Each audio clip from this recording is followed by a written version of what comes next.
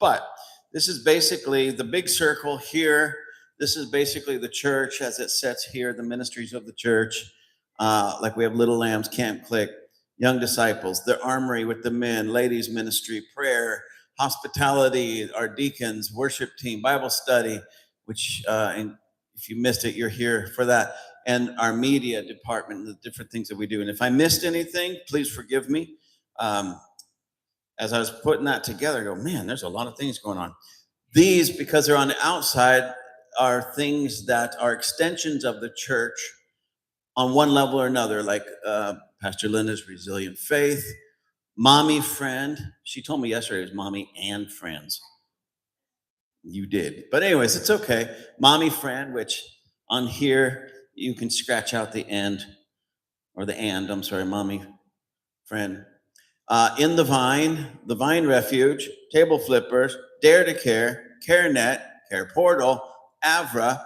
These are things that we are a part of, that we go and bring the ministry of the church into these areas.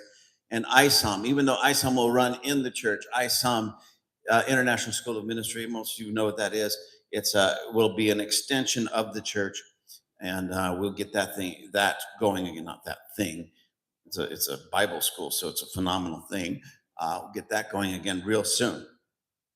And again, if I missed anything, I looked at that and I went, that's a lot, but I have a feeling like Melissa has something else going on out there that I forgot to put in there. Huh?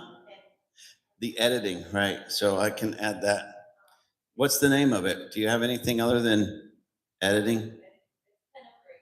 Pen of Grace. I like that. Okay, it's just going to have to be Pen of Grace. So if you need some extra grace, go to Melissa. She'll write a letter. I wrote a lot of letters for people that wanted exemptions.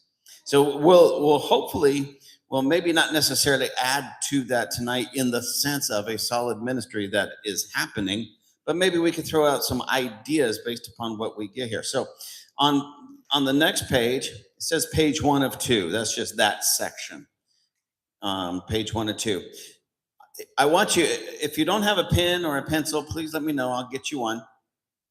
I think we have some somewhere, but I want you to write down some things. So the first thing, name 3 things that you are gifted with, biblical gifts, like any of the giftings that you find in the Bible, the 5-fold giftings, the 9 gifts of the Spirit, how many are there? I think there's 7 gifts of ministry gifts from Romans, but nonetheless, and if you're not sure, guess. This is not about it being a perfect science, at least right now. And if you want some ideas, like I don't know what to call it, you can go back to. Let me see, where is it? The last 2 pages in this outline, where it talks understanding the natures of the gift. Don't take time to read every one of them. Just go over where it has the bold lettering, like leadership, administration, teaching, knowledge, wisdom, prophecy, discernment, exhortation, etc., etc. You can use that to look in there. Oh, yeah, I'm definitely someone who has a gift of wisdom. Put wisdom down there. Or whatever you feel the top 3 are for you. After you do that, and that should be quick. If you have to think about it too long, it will mess you up. It has to come quick, because this is about you knowing you. And what happens in these types of tests, and I'll explain a little bit before we actually get into the test, is that we take too long to think about it, and we talk ourselves out of the real truth of what we are, who we are, into something that maybe we want to be. That's why you have to be quick and extremely, extremely honest. And we'll look at that in just a moment. Oh, for those of you who are online, it's going to be very boring for you as far as watching in just a few moments, because you're going to be too busy taking the test. I emailed it to you if you haven't figured it out. I'm talking to the people online, so you guys don't look around like, who's he talking to? I emailed it to most of you, so please, if you haven't already, print that up real quick and and and just follow along. Now, after you've done the three things that you are gifted with, biblical gifts, things that you find in Scripture, what are three of your strengths?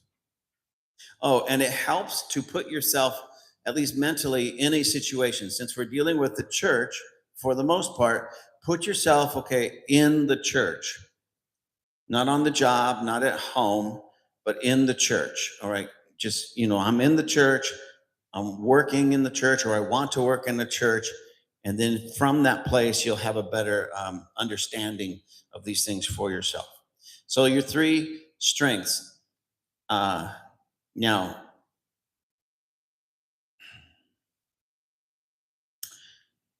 just some examples. I probably should have put some examples of that. You could just say something like, and again, be honest. Your three strongest strengths. It's not right answers. It's not wrong answers. This is not like you're going to fail this unless you're just not honest with yourself. That's the only way you can fail this. But the person you're failing is you. You could be honesty, being straightforward, thorough. Those are the ones that I put down. And again, it has to be quick, because if you sit there and think about it long enough, or give it any time to really think about it, you'll try to talk yourself into a better place in your own mind, but it won't be honest. It won't be an honest place. And after you've done that, how are you using your gifts and strength? And again, put yourself, that's why I included this. Put yourself in the church setting. How are you using your strengths and your gifts in the church setting? Now, go again. Some of the examples here are just real simple, and make it simple. Don't write yourself a book. Children's ministry, evangelizing the neighborhood, developing instruction or promotional videos, etc., etc. So just so you know, what I put, because of my gift and what I'm doing, leading the church, teaching truth, connecting people, connecting church leaders globally. That's how simple I put it. Because I know me, I don't need to write a book to myself to figure me out.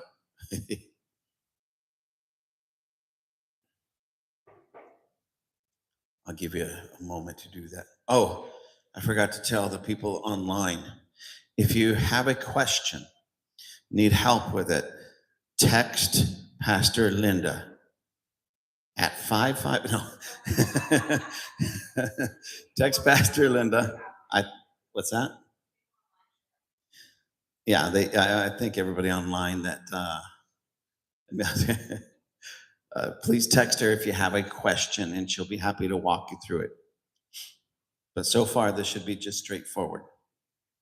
Don't worry about what's on the back of this page just yet, because we're going to take the gift assessment test, and then we'll get back to part 2 on this paper, which should be on the back of your paper.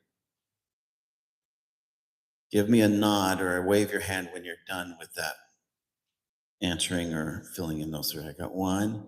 You know yourself, don't you? All right. My wife is still trying to figure herself out. She's not even, did you put anything down on that paper? I didn't think so. I'm just kidding. She's usually pretty quick. She's answering people, I'm sure. Melissa, how about you? Miss Graceful Editing?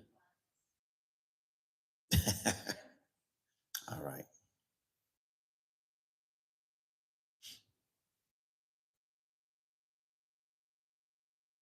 Feel like I should be dancing or singing or humming instead of just dead air.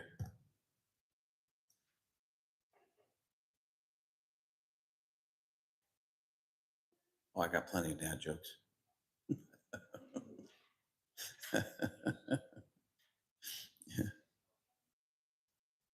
All right. How's everybody doing? And if for any reason you need like a little table or something to write on, that it's not very big, but a little black table back there, you can put the box, put it off, and it's a little bit easier. Yeah, just the first page, not the back page yet, because we're going to take the test, and then what's on the test is going to help you fill in that next back page. And the test is on a page that looks like this. So if you're not done filling out that first page, just hold off on it for just a moment. I'll tell you how to do this so the people that are done can get on that, and then you go back, finish that, and then get into this. So it's on this, turn to where it says spiritual gift survey. Now I want to give a little disclaimer about this. It says spiritual gifts survey. This is more about how you are wired, your personality is wired. Only God can tell you what your spiritual gifts are. Okay? But often we can be wired a certain way in alignment with a type of gift. Like one of the gifts on here is apostleship, as that's what they put. It doesn't automatically mean you're an apostle if you get the highest score. Now, however, you could be very much wired like an apostle. Only God can say you are, especially those fivefold gifts. You know, any of them, really, especially with the fivefold gifts. Those are gifts that God ordains, God calls people into. And here's the funny thing. Sometimes we'll be wired and it seems like we're a perfect fit for it. And God goes, I want you somewhere else. Weird how that happens, but it happens. So I don't want to discourage anybody or give anybody like a false like image of themselves. Like it says, I'm a apostle prophet. I must be that. Move over. It's not the way it works. But it does mean that you could be wired that way, which also means that as you begin to develop yourself, God may just be leading you into that fivefold gift. Okay, so please don't look at it like I'm automatically that. And it even works for me because I took this test just to make sure I got it down just before everything started. And I got one of the giftings on there that kind of shocked me, to be honest with you. And I know I'm not called to be that in a fivefold capacity, but it was just strange that for me, it was strange. Maybe not to you. You're going to go, oh, yeah, okay. You know, you get such a high number in that particular gift. So you know, it's neither bad or good. It just is. And again, it's just pointing to something God's possibly leading you into. Yes.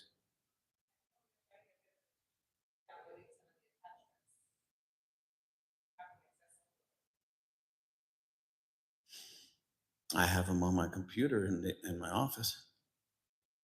Which ones are they? Um, who's having a problem with it? Okay, who exactly? Okay. If Jackie's there, tell her to open them because they're probably in a Mac format.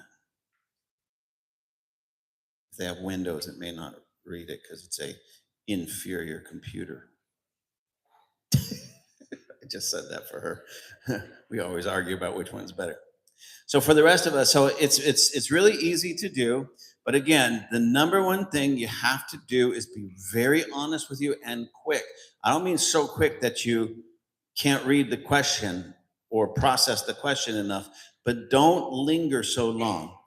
And what I mean by that is just, you know, like let's read the first one together. I'm not going to tell you what to put down because that's for you.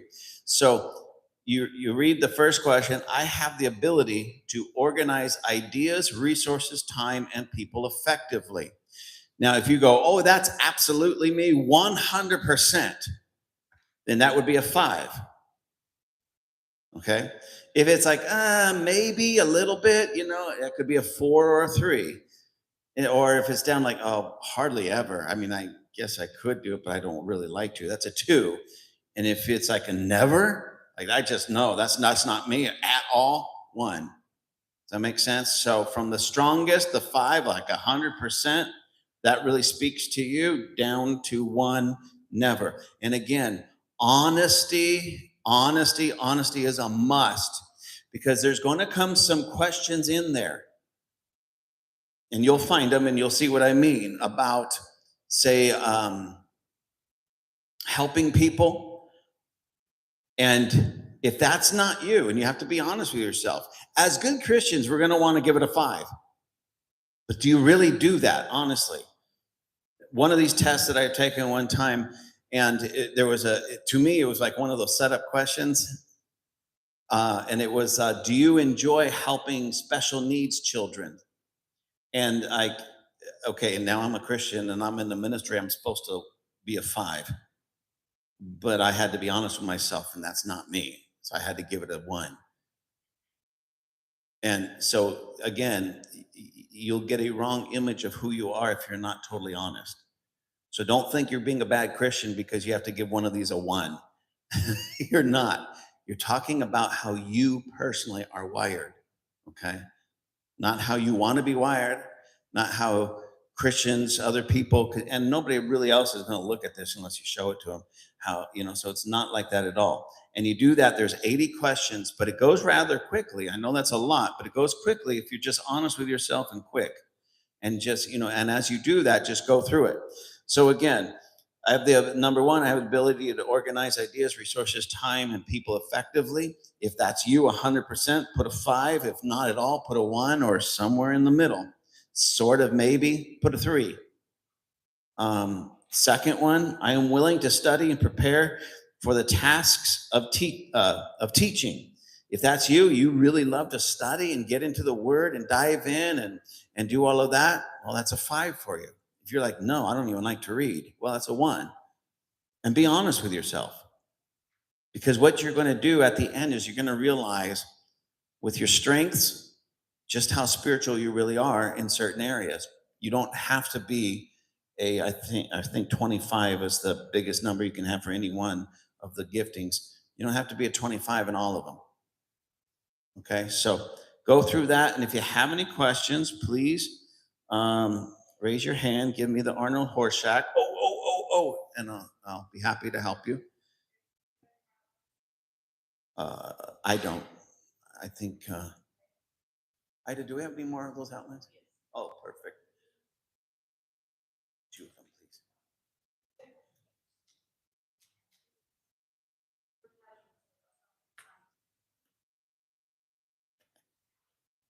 There you go, sir.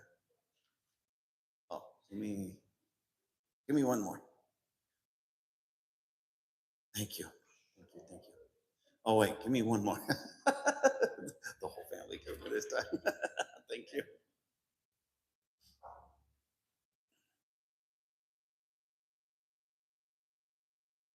Meaning that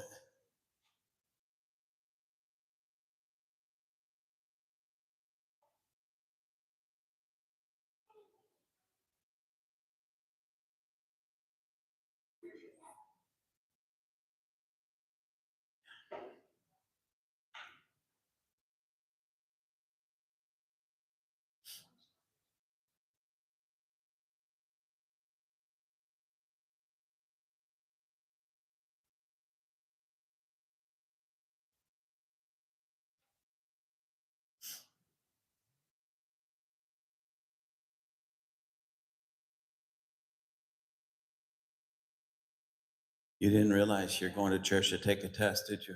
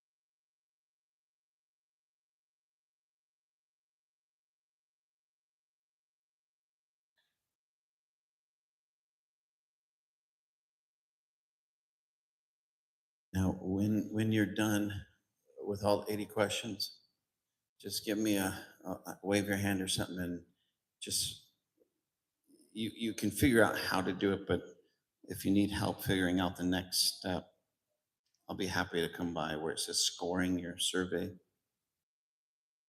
I'll come by and show you how to do that.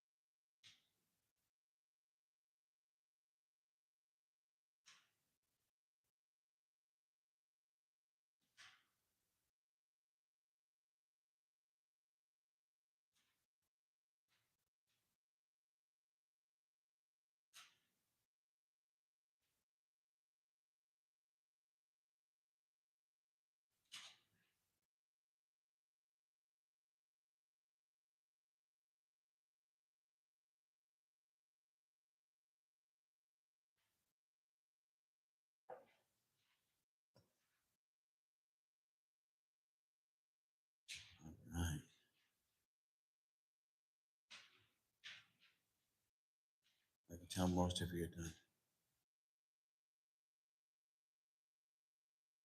Almost done, I should say.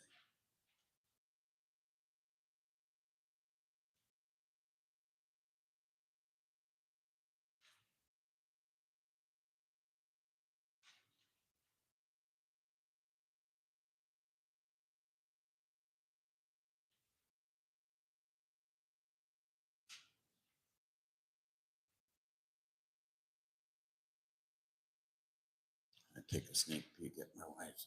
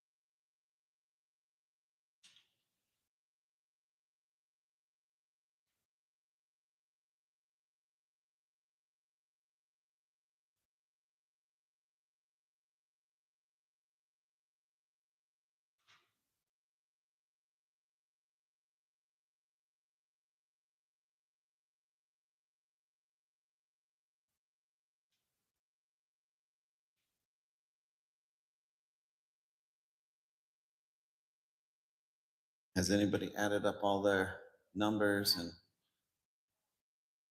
okay, I'll give everybody just a few more minutes. Doesn't mean you can't keep doing it. We'll just start um, having people. I want to hear what God says you are.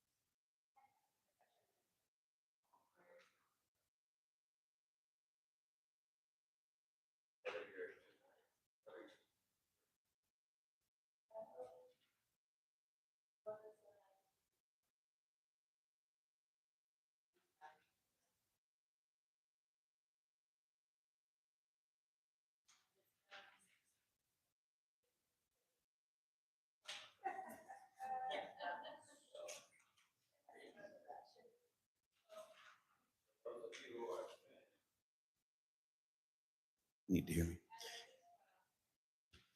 I'm sorry? Oh, yeah, yeah. And when you're all done with that, you can fill out the other side of the first page filled out. And again, just keep them simple for you. This is for you. It's okay. What are your three strongest gifts according to the test? Now, I had to write down more than, or I did write down more than three because I had some letters or some numbers that I say were the same for several. So I just put those on the same line, but I took the three, like a 25, a 24, and a 23s.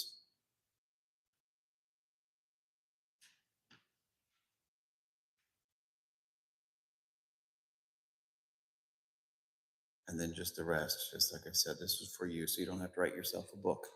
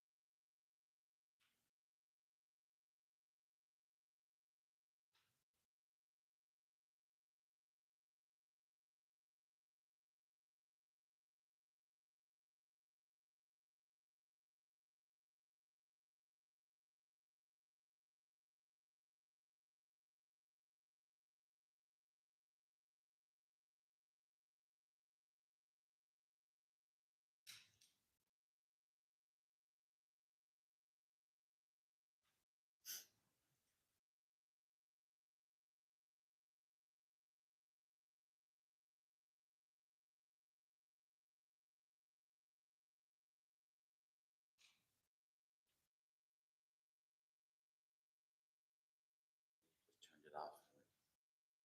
Had ice cream. Unless it did anything surprise you? Me too, completely. It is red.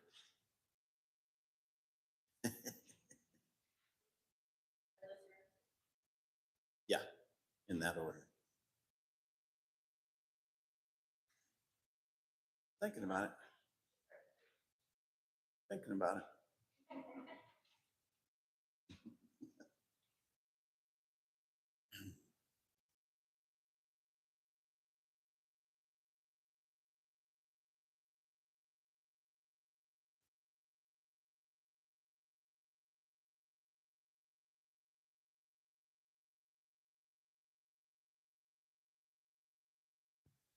Okay, I'll tell you what we're going to do. Let's see.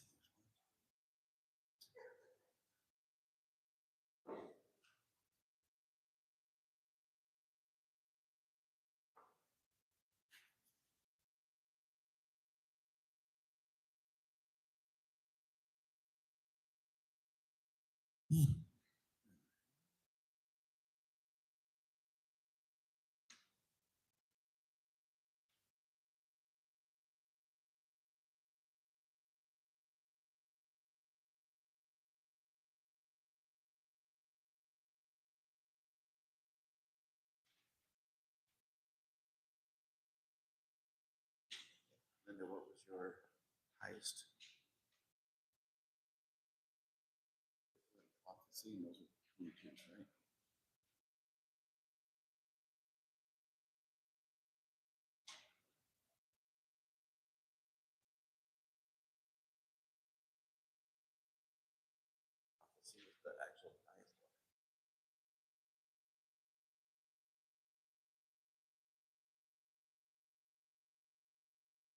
What was your highest? Yours? Yeah.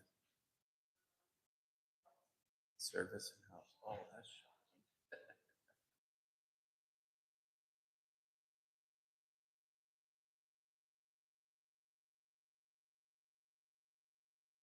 You're all done, Miss McMurphy? Yeah, just the highest one. Admin and faith. Okay.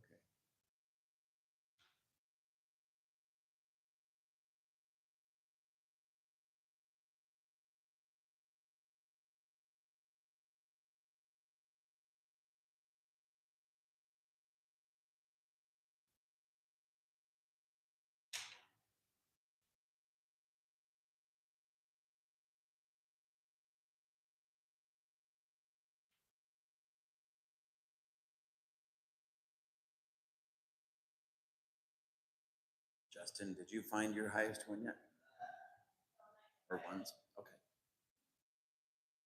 They're back there. I can see sweat beating up on your forehead back there. Ladies, you were, yeah, just the highest one. Faith and leadership. Okay.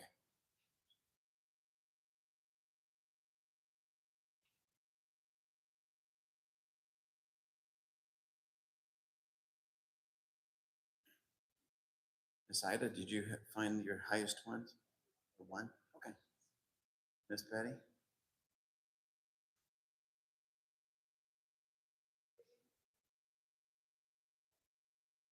Giving and helps. Okay.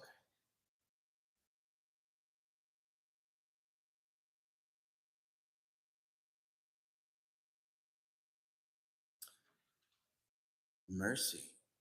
That's why I don't understand you. Because I got almost nothing. Is was there another one like is mercy is the absolute highest one? Okay, mercy. Actually, we need more of that in the body of Christ because they're not getting it from me. Yeah, yeah, mine was real low. Ma'am, just the highest one. Yeah, knowledge. Okay.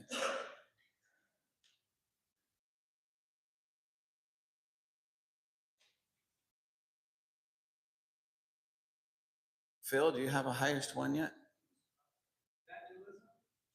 Okay. Again, why I don't understand it. No.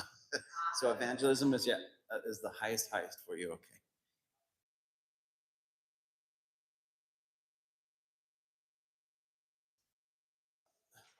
Ron, did you find your highest yet? Okay. Justin. Giving. That makes sense.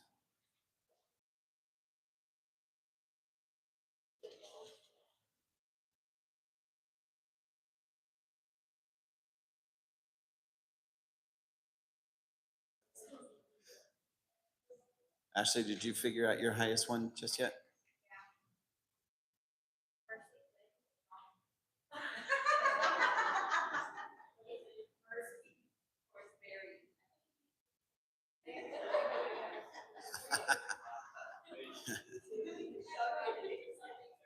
Josh, did you find your highest one yet?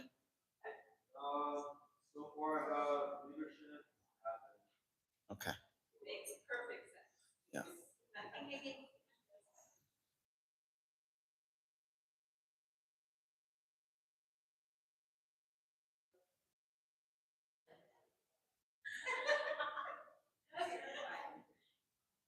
What?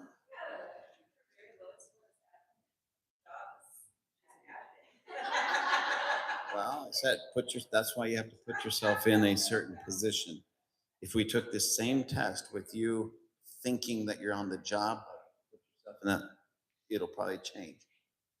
So that's why you have to, these things, you have to just understand the nature of them. This is not a, thus saith the Lord, boom. This is how you are wired for a certain situation. Now, God could say the same exact thing, but not automatically. Like for me, shepherding, it's because I have to here. But if I was to put myself in another situation, No, it would have been like 0. So, and that's okay.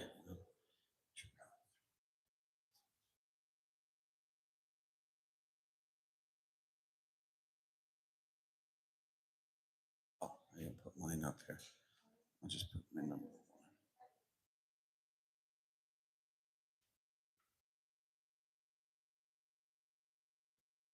All right. Then text them and say when they get their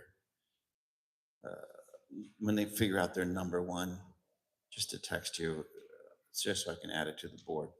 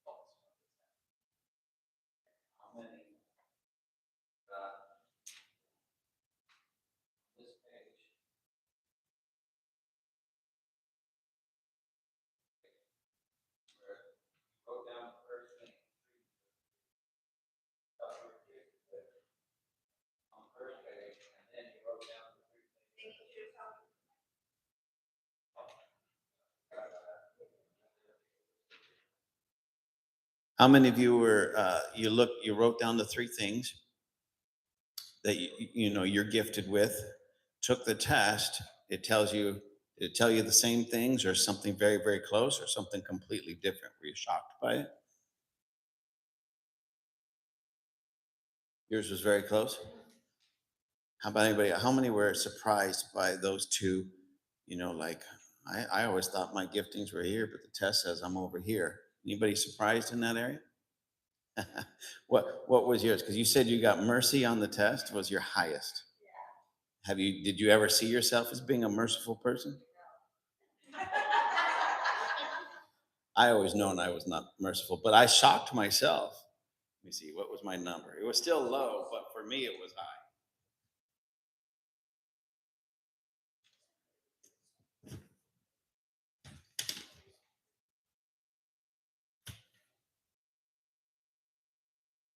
Yeah, I actually got a 15 on mercy. I know. It's pretty good for me. But remember, I put myself in the church. There's certain things I wouldn't say in a church. I'll yell at somebody outside. No.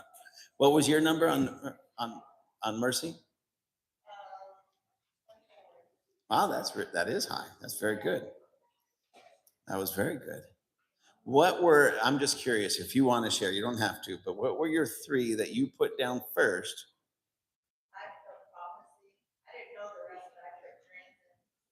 Uh-huh. Okay.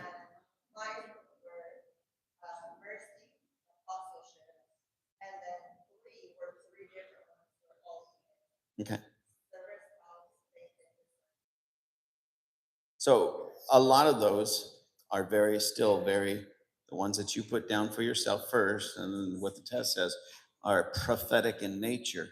So you weren't too far off, except for the mercy thing. That threw everybody for a loop, especially in our church. We're not used to that. So again, this is not telling you this is your God ordained gift cluster per se. It's how you are wired. However, how you are wired often goes hand in hand with your gift cluster. Often. Sometimes God just pulls a fast one and says, "You're this," and you'll have like the weeping prophet, Jeremiah, the weeping prophet. And then you'll have the prophet that wants to go smash everybody in the head and call down fire and brimstone. Both are legitimate prophets. Okay. What?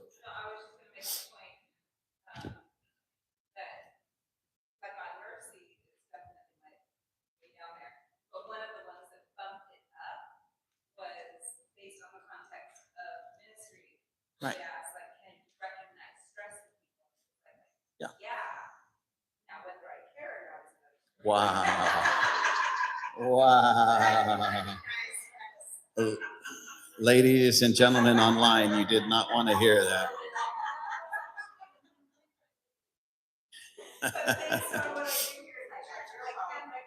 Yeah, and that's why you have to put yourself in a given situation, because when you're no longer in that situation, it actually might be a little bit different. Like you may not have as high of a mercy when you're around your kids and they're getting on your nerves. Yeah, exactly. You want to choke them, and in the church, you're like, "Oh, bless their hearts," and at home, you're like, "Psh," So, and it's not a bad thing. It's not necessarily that you're missing it. It just is what it is. If we again put ourselves on a job, depending on your job, that mercy number may not be as high. Like for me, to actually, I know it would be non-existent if I was somewhere else. Because not it's not being a hypocrite. It's just, if I'm like, say, if I was to put myself on vacation, zero mercy, because I don't want anybody bugging me. I want to enjoy my vacation. But it would be very low in leadership too. I'm not there to lead anything or anyone. I'm here to chill. And that's not really a gift that was on there, but I would have got a 100 on chill if I put myself in that sense.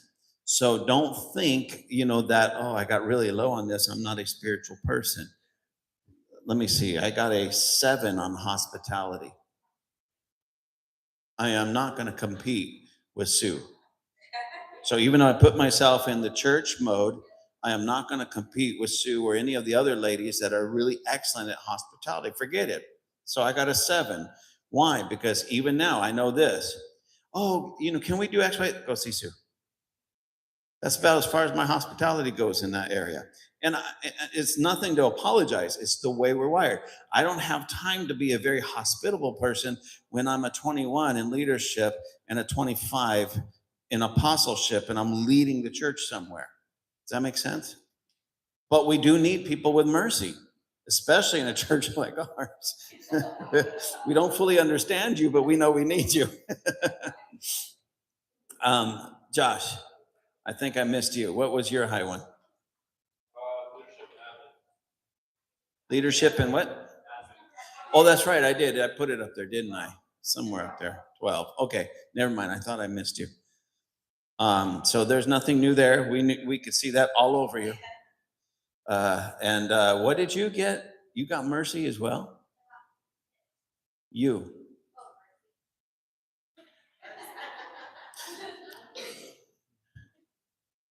Should I ask your kids?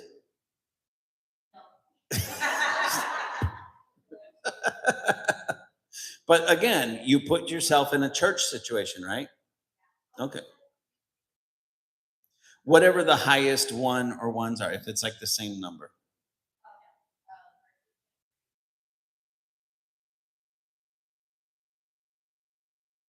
Yeah, see, an exhortation actually could go along with mercy, so I could see that.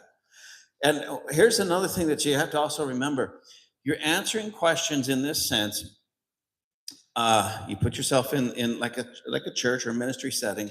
You're answering questions, and a lot of time those things are hidden. Like for instance, parents of little children may not see themselves as merciful because they get so frustrated with their kids. I understand that. I had 4 of them. But then other people, I can be very, I would talk to somebody else different than my rowdy kids. They say, wow, you're such a nice person. My kids are going, no, you should see the way he beats us at home. He beats us, call 911. It's like, I didn't, but it's like those different things. So you put yourself in a specific setting. And the reason this is important for us is because when you look at this, especially those areas, they go, wow, I went really high on this gifting, but I don't see it in myself. That means it's in you somewhere, build on it. Or if you get really low on something that you felt should have been much higher for whatever job position that you do, again, work on it. As a matter of fact, now this is in Romans 12, right around verse 6. This is talking about a certain group, 7 giftings, and many have called these the body giftings, but it says, having then gifts differing according to the grace that is given us, let us use them. Then it goes on into prophecy. Let us prophesy in proportion to our faith. Ministry talks about that. But it says, let us use them. So use these gifts to the best of your understanding of these gifts. As a matter of fact, there's I believe it's the last page, front and back, yeah, where it says, understanding the nature of these gifts. You can of course, you're taking this home, but you can look at them and it just gives a real brief understanding of each one, not super in-depth, but a brief one. Like leadership. Leadership aids the body by leading and directing members to accomplish the goals and purposes of the church. Leadership motivates people to work together in unity toward common goals. Romans 12:8. And it tells you where you can, find it in that sense. And there's all of them. It tells you basically in a nutshell what they are, and you can build upon those things. And you can better find a fit in the ministry in the church. Like for instance, little lambs, the little ones. We need mercy giftings out there. And what were some of the other ones? The ones that are just nurturing, like even a shepherding, nurturing. We need those types of giftings with our kids. Now young disciples, they're a little bit older, so maybe mercy isn't so good. I mean, you want to be high on mercy because you want to have mercy towards our teenagers and stuff. But you're dealing with an older age group that, not a little infant that you can coo and coddle and such. Same thing with the men, the ladies, prayer. You want people that are wired somewhat prophetically with discernment and such to be part of prayer, so that it's not just some prayer that you read off of paper, but you're being led by the Holy Spirit. When we are starting up something new, whether it be in the church or outside of the church, any one of these, you want high leadership, high administrative giftings, apostleship, depending on what it is, maybe a teaching gift, depending again on what it is, a a shepherding gift, um, to be in these and be able to do it well. And so, you know, the reason I have my podcast called Table Flippers is because I have no mercy. I'm just wanting to flip a bunch of tables, and that's okay. We need that in the body of Christ, just like we need somebody here in CareNet with mercy, and or Dare to Care or Care Portal. These are heavy. I mean, I'm not saying Jose and Jackie have a high number of mercy or not, but they do have a compassion, and that mercy will grow in that setting. Does that make sense? So, any of these, like Bible study, it would really help if somebody has a teaching gift. I mean, it helps, when you're teaching to have a teaching gift. The media department, you have more of that prophetic kind of creativity. And what are you trying to say? So there could be a whole array of different giftings in that. Hospitality, you certainly want that serving, helps, mercy gift, or those types of things in being in the hospitality and the deacon area. Helps, big huge plus in this area, because that's what it's all about. Evangelism. If I was hoping somebody would get a high evangelism so we can get an arm here for evangelism. All of these things, you got high evangelism? All right. So we're going to have to put your new ministry up there real soon. But all of these have an evangelistic flavor to them because they're outside of the church, touching and meeting different people outside of the church. It could be people from the church as well, but primarily it's, like Dare to Care. That's touching people outside. CareNet, Care Portal, certainly AVRA. You wouldn't think that a political group could be evangelistic, but yeah, because we're not getting involved in it just for the straight politics. We're there to bring Jesus into politics. Well, ISOM is another teaching thing, and like I said, that's a whole nother thing. But Pen of Grace, same thing. This would have a solid teaching component, a word of wisdom, word of knowledge, discernment, flowing with the Spirit to know what needs to be said and how it needs to be said.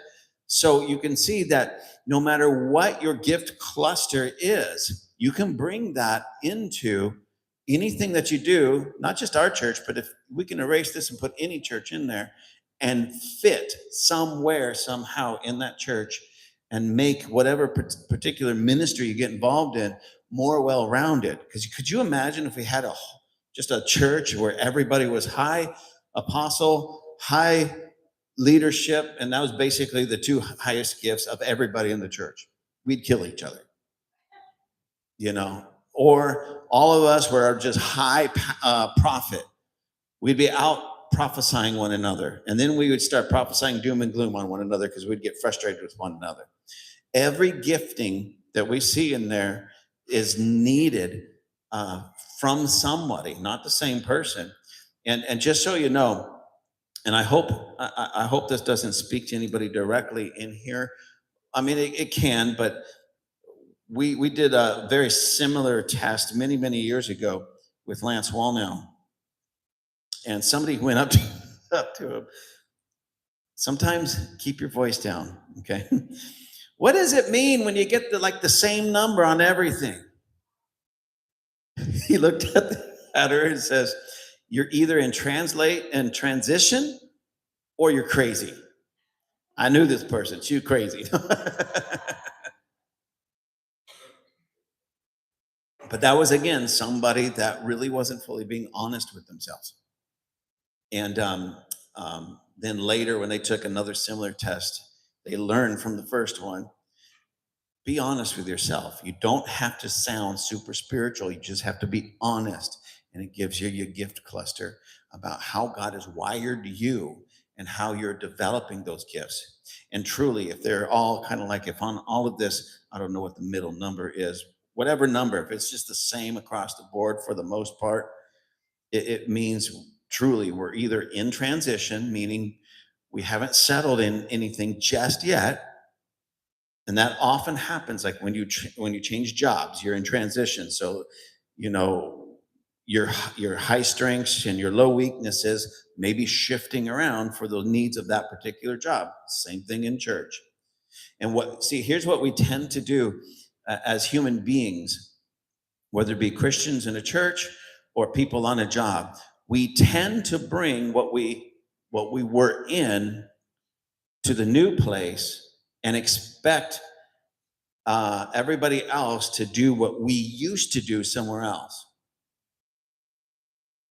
And this happens a lot in churches where if you go from a very, say, evangelistic church into an apostolic church or a prophetic church, the new person that came in out of that evangelistic church tends to look at everybody somewhat critiquing, almost judgmental, like, why aren't they doing evangelism? In my old church, we used to do. I used to hear this from one gentleman years ago so often. I finally stopped him. This is where I was lacking in mercy.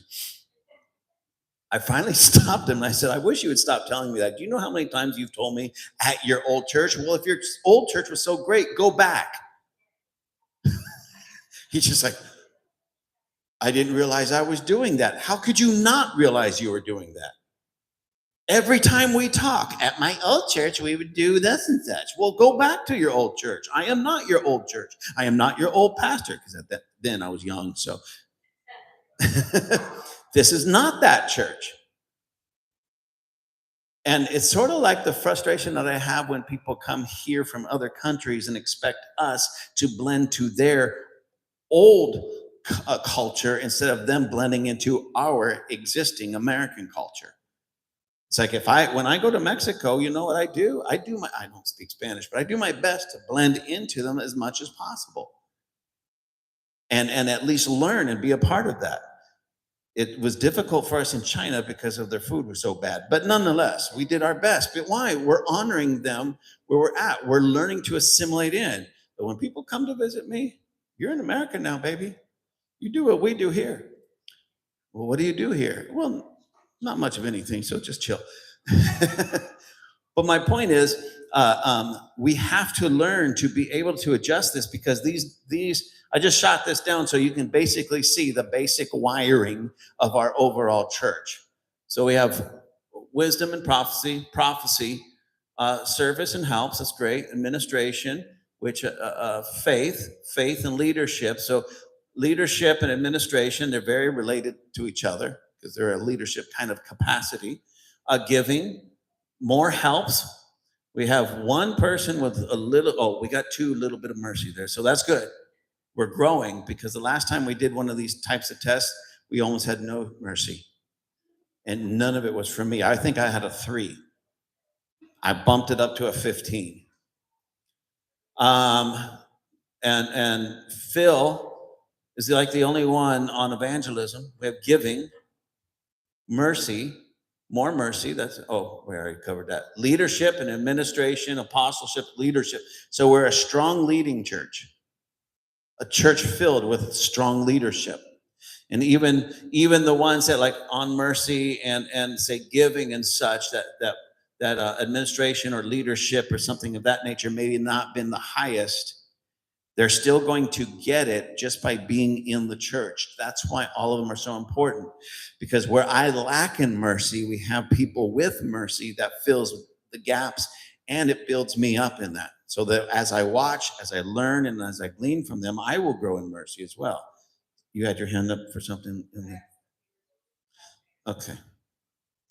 Let's see. What?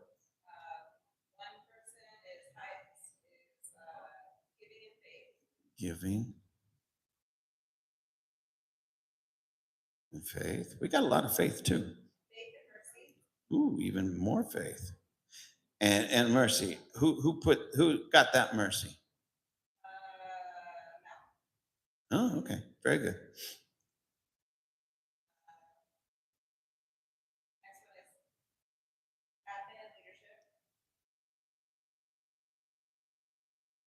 A lot of leadership qualities. Okay.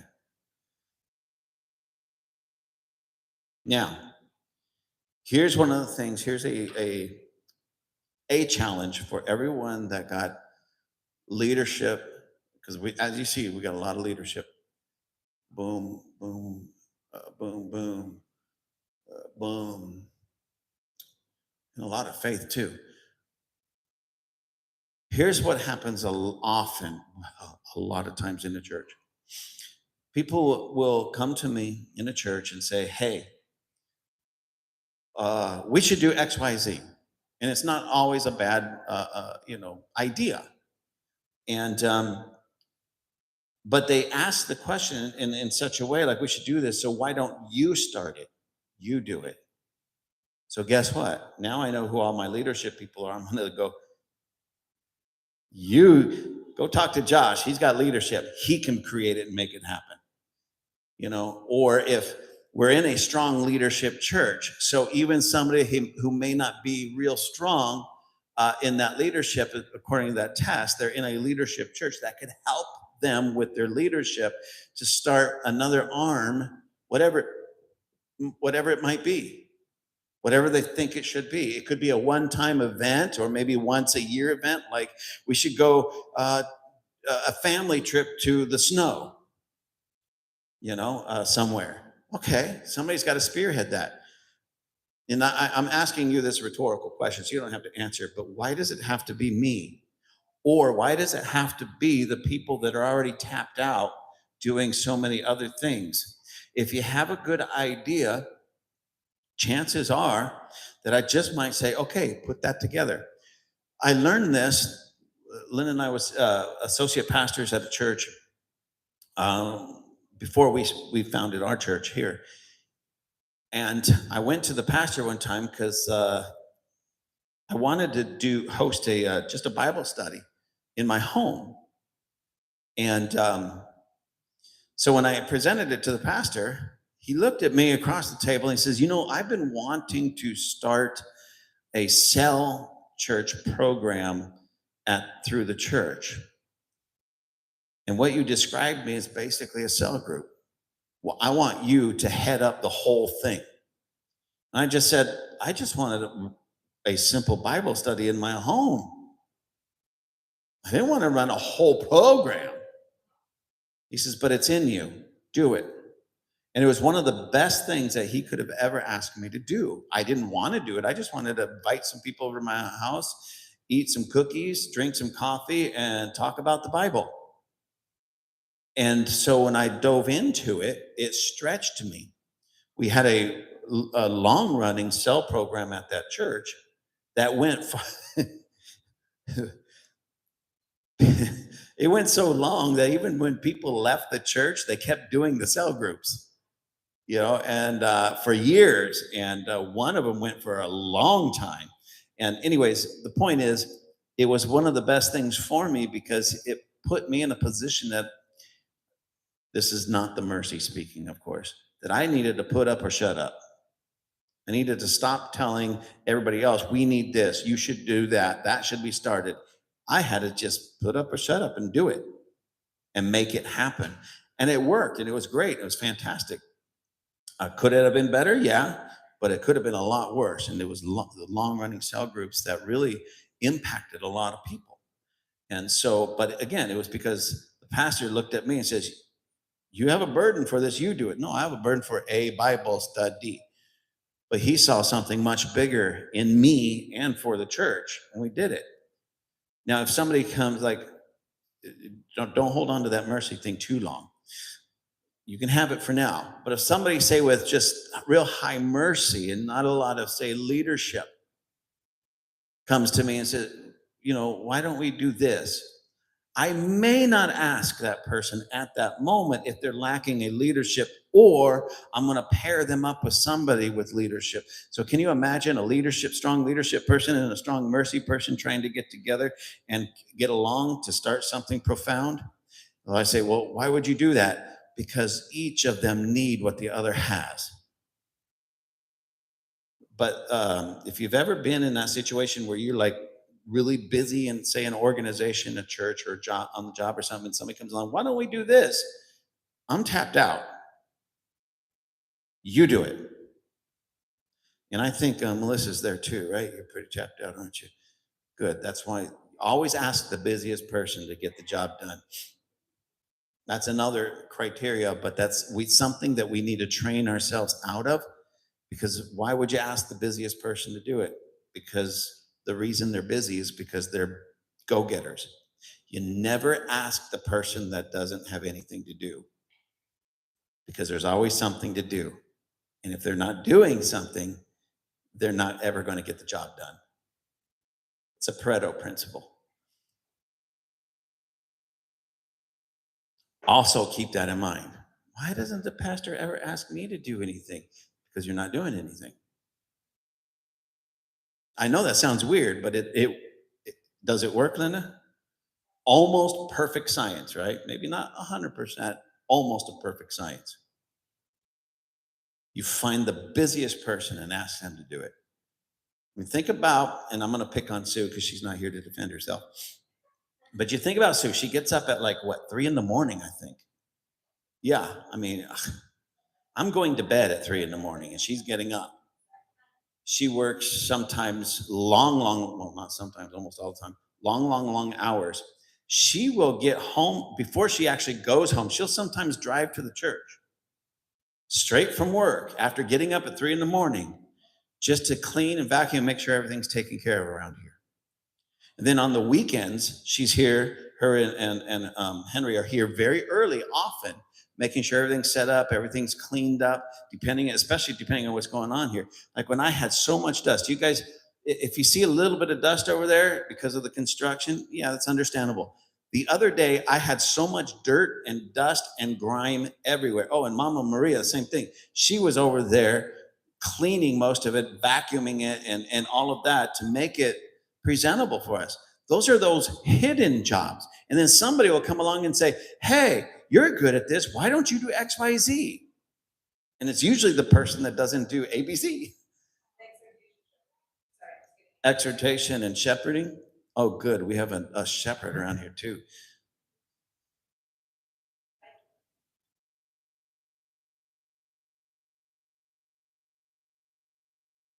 By the way, shepherd is just a fancy or another word for lowest is mercy.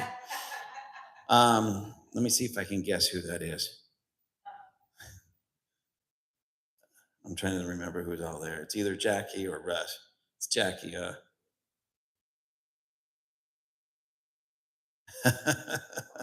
which is funny because shepherding is like being a pastor, and she's low on mercy. I was low on mercy, and one of my highest ones was shepherding, which is the first time I've ever taken these tests and got that high on shepherding. That's why I always tell people, I'm not a pastor. No, you have to be a pastor. No. The modern Christian will tell you I have to be a pastor. The Bible tells me I have to be whatever God tells me to be. My number one gifting is apostle. That's what I have to concern myself most with. So this, I don't know. I think this test is broken. But I understand. I put these, this is just for me. I put these red boxes because these are 4 of the fivefold giftings. I'm lacking in evangelism. It's not that I don't care about people. It's just not my gifting. And I've been criticized for these things. You need to be more of a pastor. Why? You need to be more of an evangelist. Why?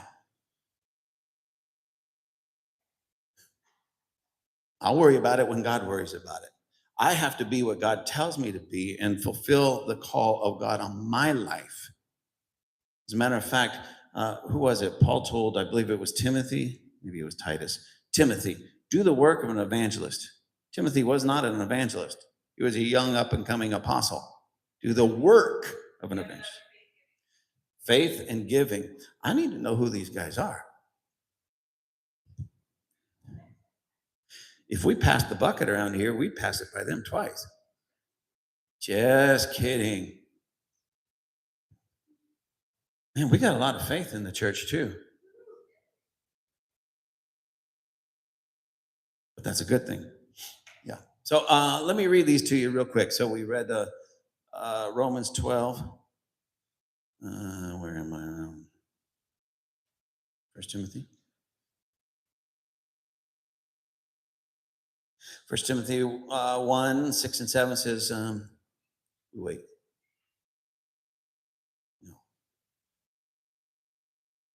First Timothy 1. It's not right.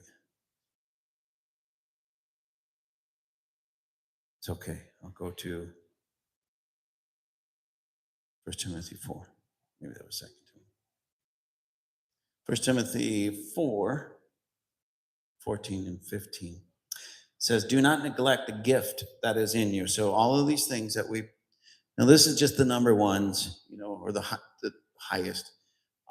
But those ones that you have on your test, it's pointing you in a direction. Like I said, I want to heavily emphasize it doesn't automatically mean you are that. It just means you are wired that way. But it also could be you're wired that way often because that's what God's doing in you. Does that make sense? Especially with the 9 spiritual gifts. If you're already there, like the wisdom and the knowledge and those types of things, discernment, you have those things. All right. I'm talking more about the 5-fold giftings because those are the things that only God can say, I've ordained you to be that. Even pastor. It's kind of a funny thing that in our world today, in the church world, I've had this question many, many, many times from other church leaders. What makes you think you're an apostle? Who told you you're an apostle? And I tell them the truth. It happened just like Paul and Barnabas in Antioch. I was actually operating as a prophet teacher, and some that I really had trusted, some apostles that I had really trusted. Hey, God told me to tell you you're an apostle, and we're going to lay hands on you, pray, and send you out. That wasn't anything I was looking for. But when it starts happening in a biblical manner like that, then you take it serious. So this is my office gift, and these are there are other office gifts, but those are my strong giftings that go along with that. I don't have a problem with that. It doesn't bother me. You can call me whatever you want to call me. It just is what it is. Now think about this. Biblically speaking, the 5-fold ministries were recognized by the apostles, the presbytery that were made up of the apostles and the prophets. And they would call it out, lay hands on you, and send you out as whether it be a teacher, a prophet, an apostle, an evangelist, or a pastor. The way the modern church does it today is you go to 4 years of Bible college. And then at the end, depending on the denomination, but most denominations, they will ordain you after you get a degree. That's not found anywhere in Scripture. And no Bible college that I know on the planet, quote unquote, ordains apostles because they went through a 4-year course, which is good, don't get me wrong, but they should not be ordaining pastors either. They should be preparing them, but not ordaining them. Whose job is it to ordain any of the 5-fold? When what I mean by presbytery, that means the council of apostles and prophets that are recognized for those giftings, and they work together. When they collectively can see the gift, they call it out. They lay hands on that one, bless them, it ignites it by the Spirit, and then they're sent out with whatever, ordination in that sense they're giving. Giving in faith. Another one? Okay, I'm going to put them. I'll put up here.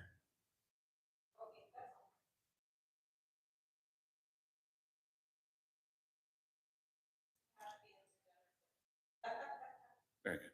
So that doesn't mean that you don't have those things, that it isn't in you, but you build upon it, just like we just read. Pursue these things. Do not neglect the gift that is in you.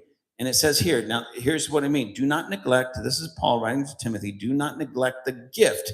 And when he said gift, he's most likely talking about the 5-fold gifting more than this. But it could be any of them. It could be his gift cluster. He says, do not neglect the gift that is in you, which was given to you by prophecy with the laying on of hands of the eldership. That's the way an ordination is supposed to look for a 5-fold ministry position. The laying on of hands from the elders or the presbytery, that which is the prophets and the apostles, that are well known and functioning and working together in unison. And so my point is that the church world has it so messed up that we have people out there that are quote unquote ordained because they got a 4-year degree that maybe God never called, because that's not the setting it was supposed to be set in, biblically speaking. I'm not against going to college. Please don't misunderstand me. We should be going and getting educated so we can function better in those giftings. But the gifting comes by God through the elders to each and every one of us. Now, again, the fivefold. The rest that we read about, like the 9 gifts of the Spirit, the 7 body gifts in Romans 12, those are things that God gives you, and you just start growing in anyway. The moment you receive Holy Spirit, you get all 9 gifts. All 9 of them are in you. We like to think, well, I know it's been taught, well, I only have the gift of prophecy. No, you have all 9. You might lean towards that, again, by the way you're wired and the way you are designed, but you have all 9 of them because they're all in Holy Spirit. The 12 gifts, the 7 gifts of Romans 12, the body gifts, the moment you are truly, as it says, baptized into the body, those start to spark in you. But then the 5-fold giftings, that comes, of course, from God, but through the eldership that recognizes and hears from God. And then they say, well, you're ready now, just like they did with Paul and Barnabas in Antioch. You can read that in the book of Acts. So when we get this thing working together, we understand who we are, we understand our giftings, and we start pressing in and growing in them. Trust me, not only is God pleased with that, but others in the body of Christ start recognizing and seeing you. It's that doing the gifts, just like, as it says here, do not neglect the gift that is in you. Well, the only way you can neglect it is by not using it, not doing it. So I just wanted to share that with you because I want you to understand that, we look at these things and like, well, all of these might be filled. There's no position for me. I mean, there always is, right? Especially with the kids. But even if you look, there's no position for me, or I'm not wired that way. Okay, especially if you have some type of administration or leadership or apostleship. Okay, create something. Create something that will benefit the church, still be tied to the church, but it'll also benefit not only you, but the people outside of the church, because that's far more important. If you notice, all of these ministries go to taking care of the people when we meet collectively. And that's important. Don't get me wrong, that's important. All of these, in one way or another, reach out, touch people's lives with the hope of not only doing something great in that ministry, but also bringing people in. And we need far more of this than we need this. Now, please don't misunderstand. We always need people working with our kids, always. And these are all important, but what's more important is having ministries that get out there, like CareNet, getting out there and touching the lives of these young ladies, their boyfriends or their husbands that are struggling with an unwanted pregnancy or surprise pregnancy. The world's telling them abortion. We need somebody with mercy that could love them to say, no, there's a better way. And we've had a lot of people come through the church through that in a powerful, profound way. Avra, we need to be in the political realm, shaping politics after the heart of God. And by the way, our church is getting a great reputation out in the community. Great reputation. We were just somewhere recently, and this lady came up to me, complete stranger, and she goes, "You're Rob Enos, aren't you? So-and-so's. You're related to so-and-so." I go, "Yeah, I thought I did something wrong." Because I was always the one that was in the principal's office. I was always the one being, in trouble at home. And I went, "Yeah, that's me." "Wow, I keep hearing so many great things about your church. I see what your church is doing. I hear what your church is doing. You guys are on fire. You're doing such a great job. Now, here's a woman that I've never met before and never been in this church, but she's hearing the great things that GWCC is doing. Why? And that was through Avra. And this took place in Westlake Village. It wasn't even up here. We have a great reputation in the Care Portal, not Portal, there's supposed to be a T there, and CareNet because of the work and mostly Jose right here, but he's doing such a phenomenal job. He makes our church look good. And now some of those organizations are bending over backwards to give us whatever we want and need for these things because we have such a great reputation. I can't take any credit for it. At least that's like Jose and Jackie. This is Denise. This is Jose and Jackie. I can take credit for this one because this is my venting and yelling at people podcast. So I have fun with it. I just haven't done one in a while. But we're changing we're touching, I should say, the political realm, what would you call that? Books and such. Media realm. Same thing here. This is my wife's new ministry, Resilient Faith. I don't know if she wants me to tell you, she's writing a book. No? Okay, never mind. She's not writing a book. She's almost done. Mommy Friend. This is more of like a blog, right? That Denise is doing, Mommy Friend, but she's doing so much more with that and CareNet. The Vine Refuge, Erica, In the Vine, all the young ladies, but spearheaded by Melissa. See how, when I'm naming names of these things, how the same names keep popping up? You can add to this, ladies and gentlemen, you can, is my point. We always need some kind of ministry as an extension, an arm of the church in the community doing something. Even if you say, my ministry is going to go to the city council meetings and pray. I'll just sit out there and pray. Do you know how badly our cities, Palmdale and Lancaster, need prayer? They just desperately need prayer. Now, that's not a big, in this sense, it's a powerful, big ministry because you're helping to bring the presence of God in those places, but it's not a difficult one. How many of you can go spend, say, an hour I think they have them every 2 weeks at the city hall praying? I mean, any one of us can. And you say, well, why don't you do it? Let me tell you why I don't do it. And then I'm going to wrap this up. Because I know too many people that are in the city council chambers and such, causing so many problems that I don't want to be associated with them. I pray from a distance because I know if they see me going, I'll give you an example. There's certain groups that I know people in it and they're troublemakers. They've become troublemakers. Don't want to be part of that. They have this thing called Paris derangement syndrome, right?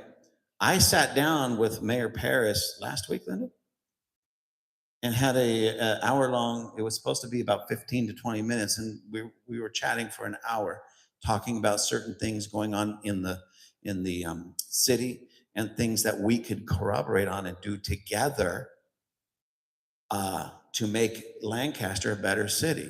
Now, a lot of people say, well, I thought you wanted them out. I want this. I thought this. I thought that. Listen, I just learned this.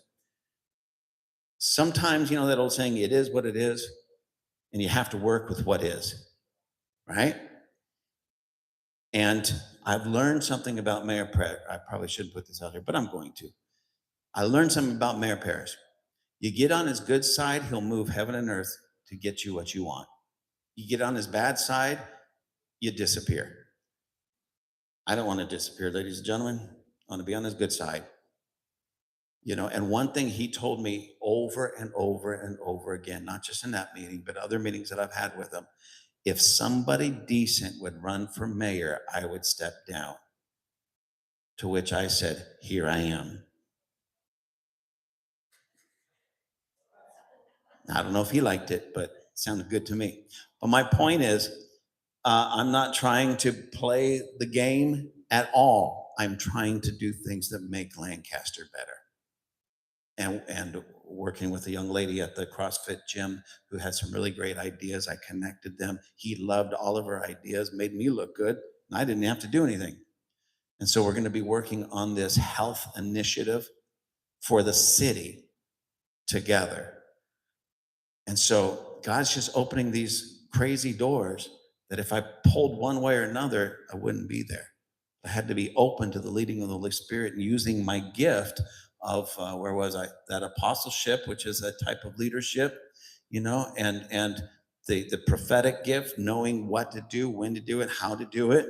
The teaching gift, where I'm even teaching myself on how to be in those types of situations and come out of it with more fruit than I otherwise would. And just using what God has given me to take this church. And it's not just about the church, it's really about taking Christ. But if we don't take the church, and this is some where we have to elevate the church because the church is the representation of Christ. Does that make sense? If we try to elevate only Christ and they come in, where do we put them if we don't have an elevated church that can meet their needs? Does that make sense? So it's not all about GWCC. It's all about Jesus. But GWCC is the foundation for Jesus that we're concerned with to bring people into and to highlight what God is doing in this region so that it even gets to ears of people in Westlake Village on the political spectrum that I've never met before. But they know us because of the great reputation that we've created for ourselves. We're out there in the community doing things and making some things happen. See, evangelists will change a soul. Apostles will change a city full of souls. Always remember that. I'm not downplaying evangelism. It's very, very needed. But sometimes we're after that one soul. I'm after a city full of souls. Because when we get the city full of souls, we get every soul in the city.